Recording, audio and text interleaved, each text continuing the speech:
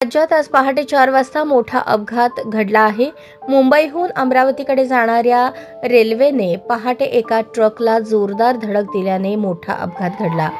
हा अपघात रेल्वे फाटकाजवळ झाला असून यामध्ये कोणतीही जीवितहानी झाली नाही। अपघातानंतर रेल्वे आणि स्थानिक प्रशासनाने तात्काळ मदत कार्य सुरू केले।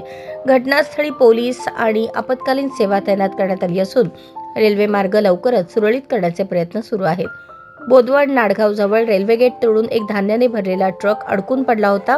आज पहाटेच्या सुमारास मुंबईहून अमरावतीकडे जाणाऱ्या अमरावती एक्सप्रेसची धडक या ट्रकला बसल्याने अपघात झाला। रेल्वे चालकाने दाखवलेल्या सूचकतेमुळे रेल्वेची गती अतिशय कमी होती, त्यामुळे अपघात झाला असला तरी जीवितहानी झाली नसल्याची माहिती आहे। अपघात झालेला ट्रक रेल्वेत अडकून पडला असल्याने त्याला काढण्याचे काम युद्धपातळीवर सुरू असून या अपघातामुळे नागपूर भुसावळ रेल्वे वाहतूक दोन्ही बाजूने ठप्प झाल्या आहेत। अनेक प्रवासी गाड्या मलकापूर, नांदोरा, शेगाव, अकोला या स्थानकात अडकल्या। तसेच सणासुदीच्या दिवशी रेल्वे प्रवाशांचे मात्र हाल झाले आहेत।